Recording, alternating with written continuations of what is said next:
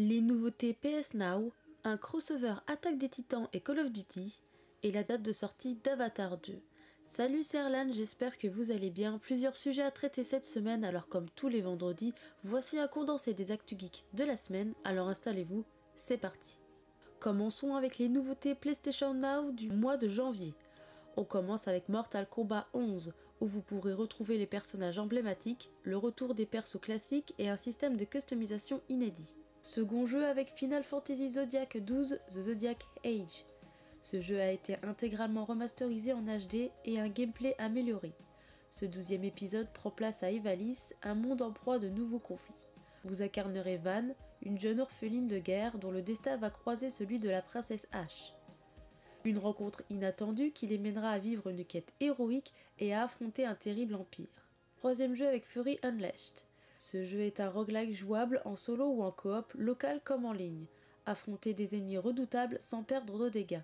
Aider John Kowalski, le créateur de la BD dont vous êtes le héros, à faire face à ses problèmes de créativité. Il y a aussi d'autres jeux ce mois-ci avec Super Time Force Ultra, le jeu de survie Hunted et le jeu d'exposition Spatial Kerbal Space Program, Enhanced Edition.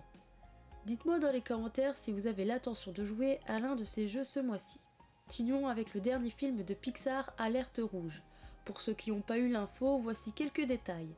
Alerte Rouge est un film qui traitera des changements liés à l'adolescence. On y retrouvera Meili, une jeune fille de 13 ans qui souhaite tout bien faire comme il faut, tout en affrontant cette période complexe de l'existence et une mère très protectrice. Problème, à chaque fois qu'elle se retrouve débordée par ses émotions, elle se transforme instantanément en un immense panda roux. Pour la diffusion du film, cela devrait se faire au cinéma le 11 mars prochain, mais Disney a changé d'avis et le diffusera sur Disney+. Sans surprise, Disney déclare que cette décision a été prise en raison de la reprise épidémique, notamment aux États-Unis. Poursuivons avec la licence Assassin's Creed qui se déporte sur la Nintendo Switch. Ubisoft l'a bien compris et en 2016, l'éditeur publie Assassin's Creed The Ezio Collection sur PC, PS4 et Xbox One. L'occasion de découvrir ou de redécouvrir la trilogie, sauf pour les joueurs Switch. La console n'est sortie que quelques mois plus tard, mais aucun portage de cette compilation n'avait été réalisé par la suite. Cependant, en 2019, Ubisoft a publié sur la console de Nintendo The Rebel Collection, qui comprenait Assassin's Creed 4 Black Flag et Assassin's Creed Rogue, permettant d'espérer la sortie des autres opus sur la console portable. Et c'est bientôt de l'histoire ancienne, puisque Ubisoft annonce l'arrivée de la compilation sur la console hybride de Nintendo. Elle sera disponible à partir du 17 février au prix de 49,99 €. En achetant le titre, les joueurs pourront retrouver les 3 campagnes solo, toutes les extensions sorties, ainsi que les 2 courts-métrages Lineage et Embers, qui explorent un peu plus l'histoire d'Ezio. Cependant, si vous achetez la version physique du jeu, vous ne trouverez sur la cartouche qu'Assassin's Creed 2, les 35 autres gigas de contenu étant à télécharger depuis l'eShop. Quelques jours seulement après la sortie de Call of Duty Vanguard, un data miner repère quelque chose d'intriguant dans les fichiers du jeu. En effet, il semblait qu'Activision était en train de préparer un événement dédié à l'attaque des Titans, dont les derniers épisodes sont actuellement diffusés.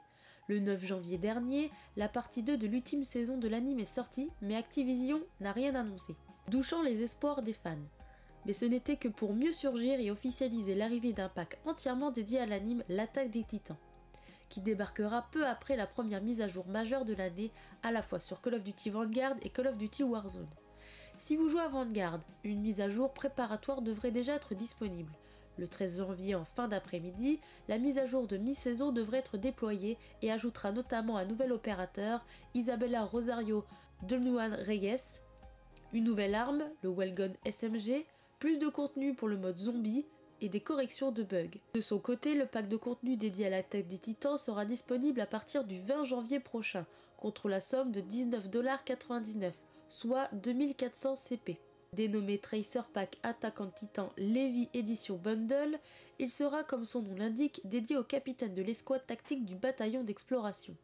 À l'intérieur, les joueurs retrouveront 10 articles, dont un skin pour l'opérateur Daniel Yatsu, des plans d'armes pour l'Historia SMG, le fusil d'assaut Ymir Curse et les doubles lames Titan Piercer. Le tout est accompagné d'un atout secret Keeper, d'un autocollant, d'un emblème et de 2 animations et d'un finish move, eux aussi dédiés à l'attaque des Titans. Si vous décidez d'acheter ce pack, notez toutefois que les animations Ultra Hard Steel et Vertical Maneuver sont exclusifs à Vanguard. Passons à notre boule rose préférée avec du nouveau pour le jeu Kirby et le monde oublié. Quelques mois après son annonce, Big N se sent enfin d'attaque à passer à la vitesse supérieure. Cette toute nouvelle bande-annonce donne le ton avec de très nombreux paysages exhibés, de la ville déserte que l'on avait déjà aperçue au village édulcoré en passant par le désert étincelant, les ponts grisâtres moyenâgeux ou la plage paradisiaque. Il y aura de quoi faire, surtout que l'on apprend que l'exclu Switch proposera un multijoueur et plus précisément un mode coop à 2 joueurs. Si l'on attend encore plus d'informations de la part des développeurs, on sait déjà que celui-ci sera local avec la possibilité d'y jouer via Joy-Con chacun, permettant au soft de prendre une dimension sociale très appréciable. Enfin, si on sait également que Kirby et le monde oublié sortira le 25 mars 2022, date qui restait encore à dévoiler jusqu'à maintenant. Si vous êtes intéressé, vous savez quelle date surligner sur votre calendrier. En bonus, je vous mets en description un fonds gratuit pour votre PC pour les 30 ans de Kirby. La franchise My Hero Academia s'exportera de nouveau dans le monde du jeu vidéo avec un tout nouveau titre. Voici Ultra Rumble, un Battle Royale fraîchement annoncé dont voici quelques premières images et informations. Dernière édition du Weekly Shonen Jump qui a vendu la mèche. My Hero Academia Ultra Rumble sera un Battle Royale en free-to-play prévu sur PC via Steam, PlayStation 4, Xbox One et Nintendo Switch. Le jeu aura des combats à 24 joueurs. On attend encore un premier trailer, mais le magazine nous offre déjà de premiers screenshots et artworks, dont les pages qui sont accordées à l'annonce, scannées depuis et largement partagées sur le web. Notons également que le tout sera piloté par Bandai Namco, firme à qui l'on doit bien des adaptations du genre Dragon Ball ou One Piece ou alors le crossover Jump Force, qui a d'ailleurs annoncé qu'une bêta privée est d'ores et déjà prévue. Repoussée de nombreuses fois, la suite d'Avatar suscite de l'attente chez les fans et intrigue les autres. On connaît désormais la date de sortie officielle et définitive du film dans nos cinémas. Avatar 2 sortira le 14 décembre 2022 au cinéma. 13 ans après le premier opus, cette suite est à la fois très attendue parce qu'elle suit un succès phénoménal dans l'histoire du cinéma, mais certains se demandent également s'il n'est pas un peu trop tard. Avatar 2 sera réalisé et écrit par James Cameron, comme le premier opus et normalement comme les 3 films qui doivent lui succéder dans la saga. Le réalisateur américain a choisi de compter sur un casting sensiblement identique au premier film. L'intrigue devrait se dérouler principalement sous l'eau et plusieurs années après le premier opus qui se déroule en 2154. Très prochainement, le Steam Deck sera enfin dans la nature pour toutes les personnes l'ayant précommandé. On sait d'ores et déjà que l'un des meilleurs jeux de Valve sera disponible et d'ailleurs il vient de devenir le premier titre officiellement validé pour la machine. Pour ainsi dire, l'un des meilleurs jeux de Valve et l'un des meilleurs jeux de sa génération tout court vient officiellement d'être valide pour le Steam Deck. Portal 2. Pour pouvoir afficher compatibilité Steam Deck sur Steam, les titres doivent être passés en revue en amont par le studio et correspondent à 4 critères. Le contrôle, car le titre doit avoir une prise en charge complète de la manette, utiliser les icônes d'entrée du contrôleur appropriées et afficher automatiquement le clavier à l'écran si nécessaire. Le deuxième critère est l'affichage, car le jeu doit prendre en charge la résolution par défaut du Steam Deck, 1280 par 800 ou 1280 par 720, et avoir les bons paramètres par défaut et le texte doit être lisible. Troisième critère, la transparence. Le titre ne doit pas afficher aucun avertissement de compatibilité s'il y a un launcher, il doit être navigable avec une manette. Et quatrième critère, la prise en charge du système.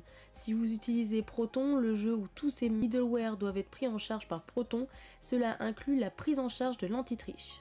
En fonction de ces différents objectifs, 4 états subsistent pour un jeu concernant sa compatibilité avec le Steam Deck. Vérifier quand le jeu fonctionne parfaitement sur la plateforme, jouable quand le titre est fonctionnel mais peut demander quelques ajustements, non supporté quand le titre n'est tout simplement pas compatible avec la console, et enfin inconnu quand Valve n'a pas encore vérifié si le jeu pouvait tourner sur sa fameuse console. Cela garantit en tout cas la possibilité de jouer à Portal 2 sur le Steam Deck. De même, on sait par exemple que Devil May Cry 5 fonctionnait parfaitement sur la petite bête, notamment grâce à une vidéo de gameplay délivrée par Capcom il y a peu. En allant sur le site officiel, on apprend aussi que des jeux comme Death Stranding ou Ghost Runner sont également vérifiés. Pour rappel, la sortie de la console est prévue dans le courant du mois de février. C'est tout pour les actus de la semaine, j'espère que cela vous a plu. N'hésitez pas à mettre le pouce bleu, le commentaire, me suivre sur les différents réseaux sociaux. Et sur ce, je vous dis bon week-end et à la semaine prochaine. Ciao!